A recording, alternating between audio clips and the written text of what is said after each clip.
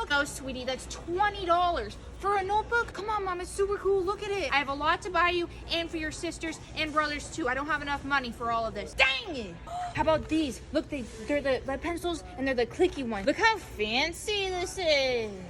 No, I'm not buying you those fancy pencils. That's a scam. I'm gonna get you these. These are $1.88. They do the same thing. But I don't wanna use the stupid wood pencil. Those pencils are from like $14.82. I wanna do paints. No, you're not getting paint. Paint isn't even on the school supply list. I don't like today. The scented markers. All my friends have these. Mom, let's get the scented markers. And no, you're gonna get this 50-pack. And you're gonna share it with your brother and sisters. You don't need your own.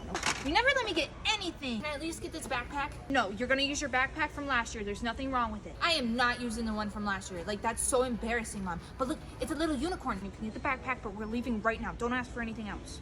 Yes! Look how cool I look.